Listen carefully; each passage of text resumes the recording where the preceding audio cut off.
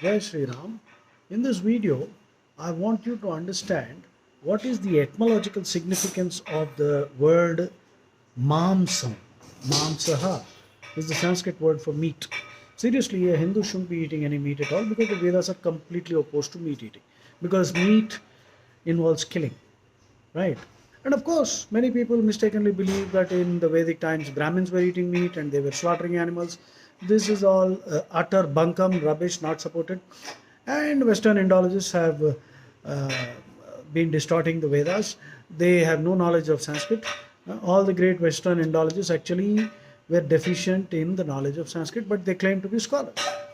Of course, there have been Indian scholars like Sayanacharya during the time of Harihar Raya and Bukkaraya, who was a great authority on Sanskrit. He mistakenly came up with the idea of animal sacrifice and he provided the fodder for all these Western Indians. So there's no meat eating, by the way. On meat eating from Vedas, I will give you the text later.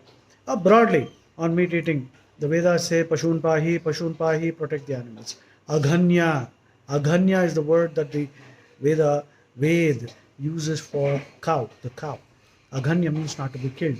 Aditi means not to be split into two, that means not to be slaughtered. Antakaya go ghatam. The Veda says, Antakaya go ghatam. Those who kill a cow should be put to death. The Veda is very clear. So there's no question of meat eating at all. If you are eating meat, well, you got accustomed to it. It's a matter of taste, right?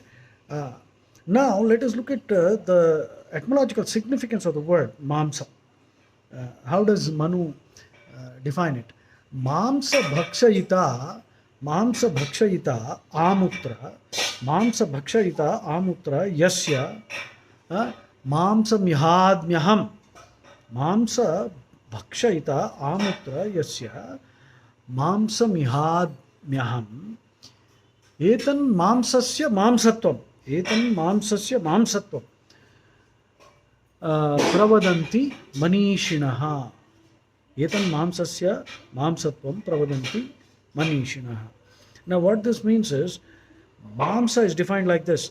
He whose flesh I am eating right now in this life shall eat my flesh in the next life. This is the essential attribute of flesh as disclosed by the etymological significance by the wise rishis of yore. So, in simple English, mamsa basically means I'm going to eat you. That means you are eating this chicken or mutton or beef or whatever. And the meat is actually telling you, okay, you ate me now. In the next life, I'll be slaughtering you and eating you. Because that's how the cycle goes. There's no escape from this law, you see. The deepest law is the law of reciprocality, which is what you know as the law of gravitation. Every action has an equal and opposite reaction. All those laws are there. So in life, maybe the law is a little more complicated. Every action has a more than equal, more than opposite delayed reaction. So be careful. Stop eating meat. I'll just read it out, the sloka from Manusmriti for you. Mamsa bhakshayita, mamsa bhakshayita amutra yasya, mamsa mihadmyaham, mamsa mihadmyaham, etan mamsasya mamsatvam, pravadanti manishinaha. So, stop eating meat. Be a good human being. No killing. In fact, there are many reasons you already know, but I'll tell you one thing. Deforestation, you know why it is happening? Because they are creating pasture land for all the bovines, that is the cows and bulls, which need pasture land.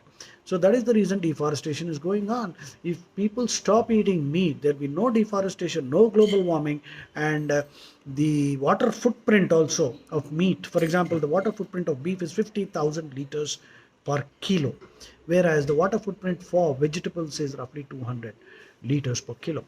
For rice, it is about 2,500 liters per kilo. For wheat, it is about 1,500 liters per kilo.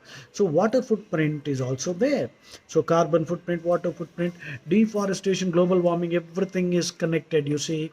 So meat eating is a crime, in my opinion. Well, and the Vedas support that also. So be careful, stop eating meat. Jai Shri Ram.